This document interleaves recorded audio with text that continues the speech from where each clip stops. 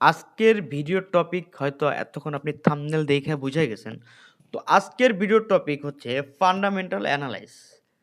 Fundamental analyse আসলে কি সেটাই আমরা জানবো। তো ভিডিওটা শুরু করার আগে হাত জোর করে বলবো, প্লিজ ভাই আমার চ্যানেলটা সাবস্ক্রাইব করেন। আপনাদের সাবস্ক্রাইব পেলে আমি অনেক বেশি অনুপ্রেরিত হই। আর একটা সাবস্ক্রাইব করলে আপনার অনেক বেশি ক্ষতি হবে না। তো চলেন ভিডিওটা শুরু করি। ফান্ডামেন্টাল অ্যানালাইজ আসলে কি?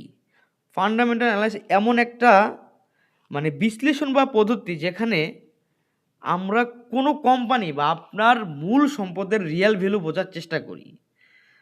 আমরা দেখে নেই এই কোম্পানি বা আপনার ভবিষ্যতে যে সম্পদ আছে ওটা কতটা লাভজনক হতে পারে।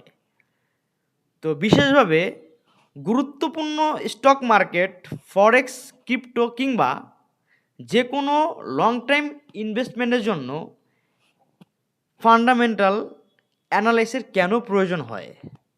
আপনি যদি শুধু চার্ট দেখে ট্রেড করেন, টেকনিক্যাল অ্যানালাইস আপনি বুঝতে পারবেন না কোম্পানির কি অবস্থা, এইটা আপনি কখনো জানতে পারবেন না।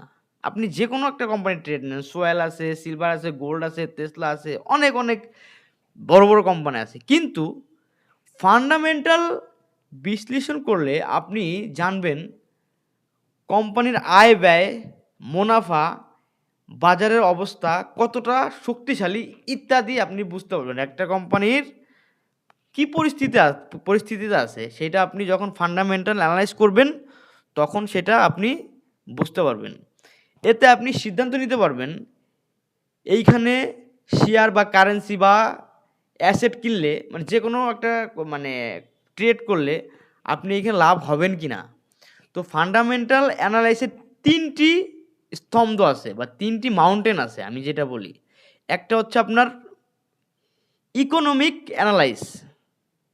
হ্যাঁ, কোনো দেশের অর্থনৈতিক বা শক্তিশালী কিংবা জিডিপি বাড়ছে কিনা বা কমছে, বা সুদের হার, বেকারত্ব ইত্যাদি কেমন, রাজনীতিকের স্থিতিশীলতা আছে।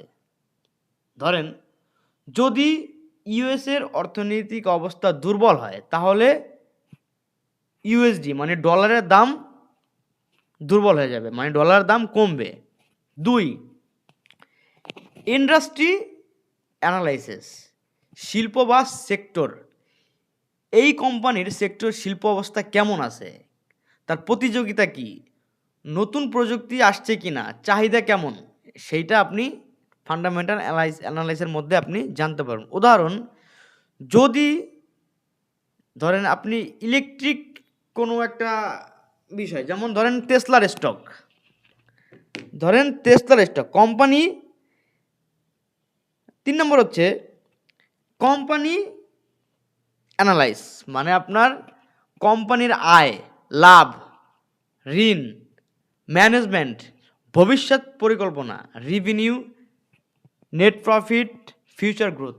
একটা কোম্পানির ভবিষ্যৎ লাভ কেমন, কোম্পানির ম্যানেজমেন্ট কেমন, কোম্পানি কি পরিকল্পনা করতেছে। যেমন ধরেন অ্যাপেল যদি বড় অর্ডার পায় বা নতুন কোনো পণ্য লঞ্চ করে বা নতুন কোনো প্রোডাক্ট লঞ্চ করে, তাহলে অ্যাপেলের শেয়ারের দাম কিন্তু হুড় হুড় হুড় করে বাড়বে, তাই না?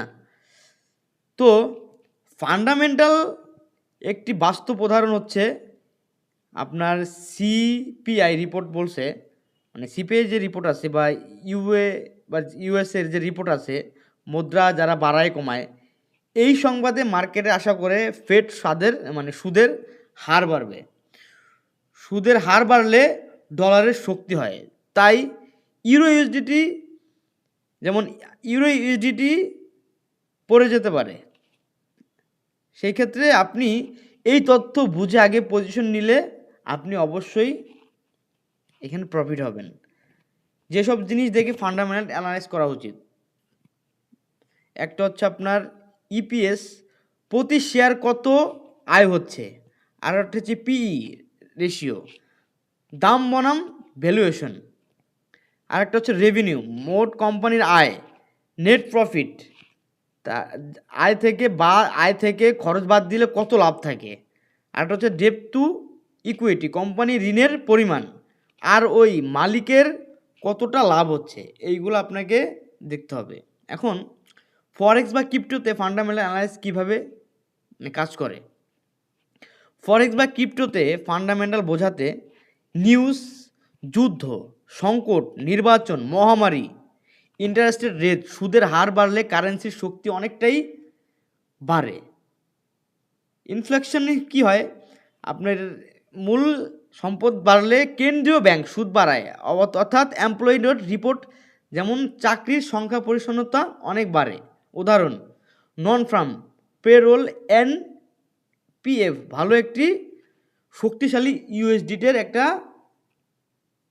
বিশ্লেষণ হয়ে দাঁড়ায়। Fundamental analysis vs technical analysis আসলে কি দেখেন, এখানে আমি ভিডিও অনেক বড় বানাবো না, ভিডিও অনেক বড় বানাইলে আপনার হয়তো বুঝতে সমস্যা হবে।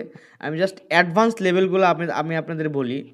টাইম ফ্রেম, ধরেন বিষয় হচ্ছে ফান্ডামেন্টাল টেকনিক্যাল অ্যানালাইস, দেখায় আপনার কোম্পানির ভিতরে অবস্থা, প্রাইস চার্ট ও ট্রেড টাইম ফ্রেম অথবা লং শর্ট বা শর্ট মানে শর্ট টাইম ফ্রেমের প্রকৃত মূল্য বোঝায়। মুভমেন্ট ধরে রাখার জন্য আপনি সিদ্ধান্ত নিতে হবে আপনি কখন কিনবেন, কখন বিক্রি করবেন। অ্যাডভান্স লেভেল ফান্ডামেন্টাল আসলে শেখাতে কি বোঝায়, আমি একটু অ্যাডভান্স লেভেলে যারা তাদের জন্য বলবো ফান্ডামেন্টাল অ্যানালিসিসে কি মানে আপনি কি শিখতে হবে।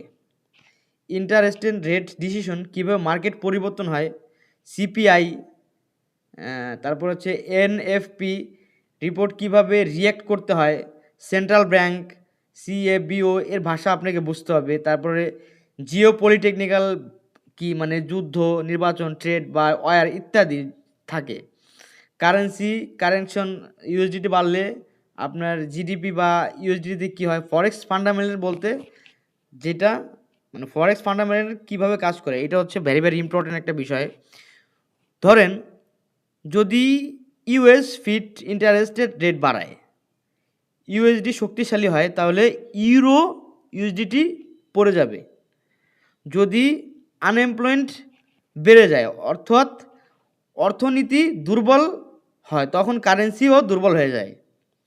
তাই এইসব নিউজ দেখে বুঝতে হবে কোন কারেন্সি কতটা শক্তিশালী, কতটা দুর্বল। তো কিছু গুরুত্বপূর্ণ বিষয় হচ্ছে আমি যেটা বলবো, কোন কোন সাইট থেকে ফান্ডামেন্টাল ডাটা পাওয়া যায়, যেমন আপনার forexfactory.com, ইনভেস্টিং, ট্রেডিং ইকোনমি, অনেক সাইট আছে যেখানে আপনি ফান্ডামেন্টাল অ্যানালাইসিস করতে পারবেন। ফান্ডামেন্টাল অ্যানালাইসিস এমন একটি পদ্ধতি যা আপনার কোম্পানির ভিতরের অবস্থা বুঝতে সাহায্য করে। আপনি যদি সত্যিকার অর্থে ভালো মানের ট্রেডার বা ইনভেস্টর হতে চান, তাহলে আপনাকে ফান্ডামেন্টাল এটা জানতে হবে। তো আসসালামু আলাইকুম, ভালো থাকবেন।